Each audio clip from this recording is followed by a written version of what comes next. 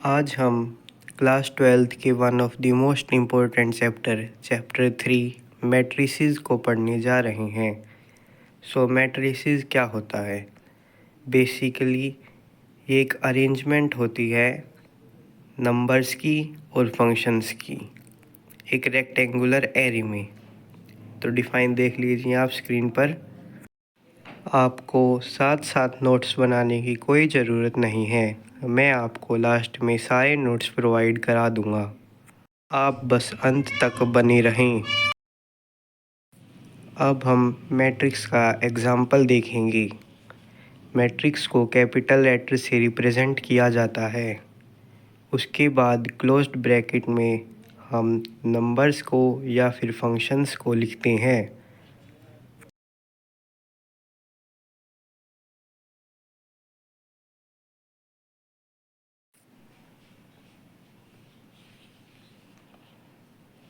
और ये जो नंबर्स और फंक्शंस होते हैं ये मैट्रिक्स के एलिमेंट कहलाए जाते हैं।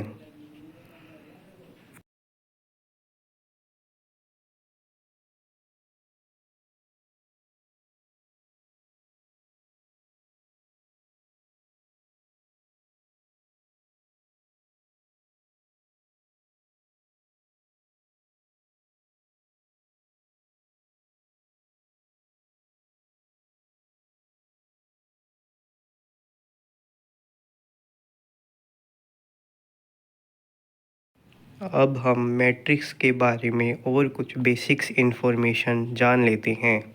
पहले एक मैट्रिक्स बना लेते हैं। अब ये जो हॉरिजॉन्टल वाले हैं इन्हें हम कहते हैं रो। तो पहले वाला हुआ रो 1, दूसरे वाला रो 2 और तीसरे वाला रो 3। वर्टिकल वालों को कॉलम कहते हैं। तो पहले वाला कॉलम 1 और दूसरे वाला कॉलम 2। तो अब जैसे इसमें 3 रोज़ हैं तो यहाँ पे 3 लिख देंगे।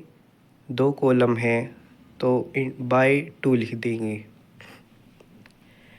तो ये 3/2 आया। ये है इसका ऑर्डर, मैट्रिक्स का ऑर्डर। अब मैट्रिक्स के ऑर्डर की जनरल फॉर्म देखते हैं। इसको हम m/n से दिखाते हैं। इसमें m होता है टोटल नंबर ऑफ़ रोज़ और n होता है total number of columns.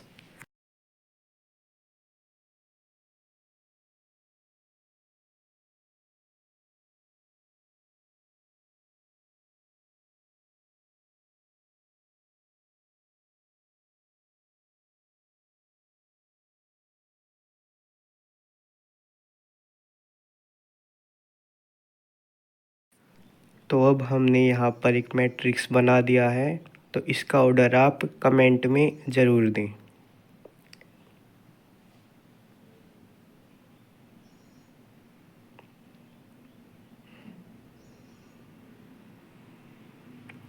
A11 मान लो एक A11 एलिमेंट है मैट्रिक्स A का। तो A1 में जो पहला 1 है इसका मतलब है वो पहली रो से बिलोंग करता है, और दूसरा 1 है वो रिप्रेजेंट करता है कि वो फर्स्ट कॉलम से भी है। तो आप देख सकते हैं पहली रो में भी है और पहले कॉलम में भी है, तो वो A11 से रिप्रेजेंट होगा।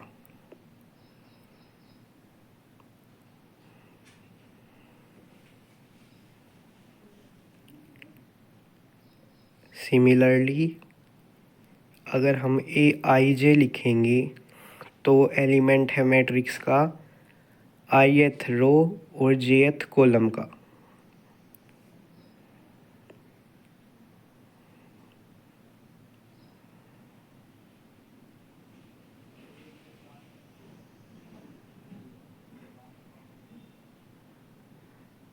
अब इसके ऊपर बहुत सारे क्वेश्चंस पूछे जाते हैं, तो अब एक क्वेश्चन की प्रैक्टिस भी कर लेते हैं। क्वेश्चन में लिखा आएगा कि construct a matrix of order दे देंगे कुछ भी आपको, जैसे ऑर्डर 2/2 हम ले लेते हैं, और एक इन्फॉर्मेशन और दे देंगे कि ए आई जे बराबर कुछ भी दे देंगे। जैसे यहाँ पे आई प्लस जे लिख लिया, तो यहाँ पे 2/2 ऑर्डर है तो इसको ऑर्डर 2 भी बोलते हैं वैसे। तो यहाँ पे 4 एलिमेंट होंगे और ऐसे करके एक वो बन जाएगा मैट्रिक्स।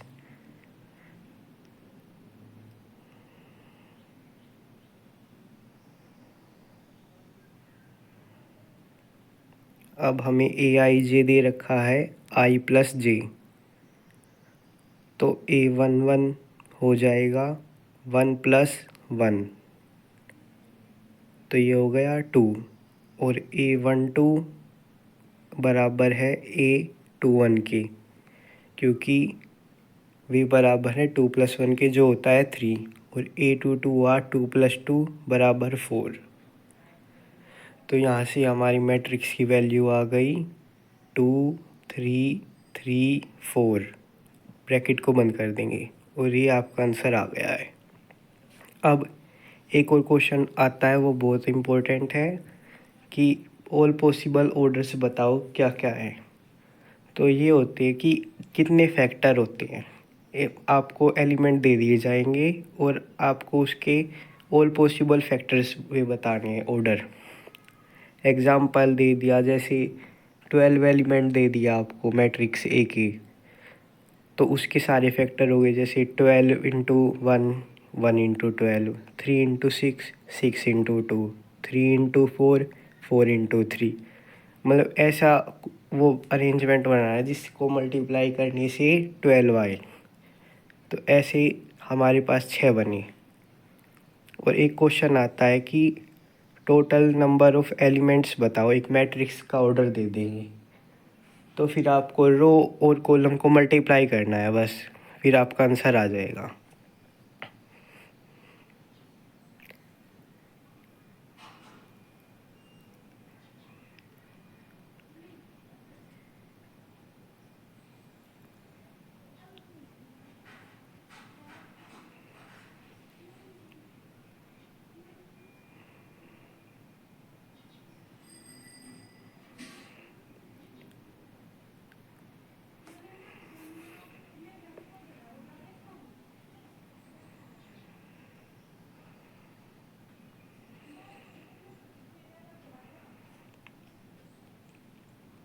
जैसे कि मैंने आपको कहा था कि मैं आपको नोट्स प्रोवाइड करा दूंगा, तो ये आपके नोट्स रहे। इसमें हमें एक मैट्रिक्स ए दे रखा है, उसके एलिमेंट लिख दिए। एलिमेंट कुछ भी हो सकते हैं, नंबर भी और फंक्शंस भी। और उसको क्लोज ब्रैकेट में बंद कर दिया। हॉरिजॉन्टल वाले रोज़ होते हैं और वर्टिकल वाले कॉलम होते हैं।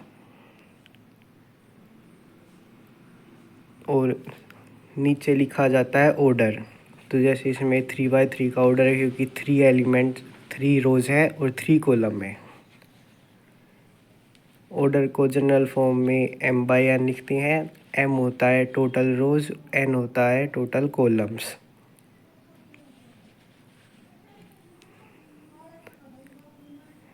एलिमेंट को ए आई जे से रिप्रेजेंट करते हैं, जिसमें आई होता है नंबर ऑफ़ रो और जे होता है नंबर ऑफ़ कॉलम।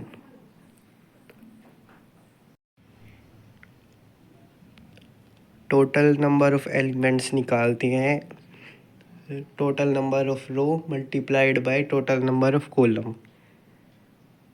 इसको हम m × n भी लिख सकते हैं। और ऑल पॉसिबल फैक्टर्स निकालते हैं हम। जितने भी एलिमेंट दे रखे हैं उनके ऑल पॉसिबल फैक्टर्स लिख दो, तो उसके ऑल पॉसिबल ऑर्डर्स आ जाएंगे। तो ये पहला पार्ट है, ये ख़त्म हो गया। अब नेक्स्ट पार्ट में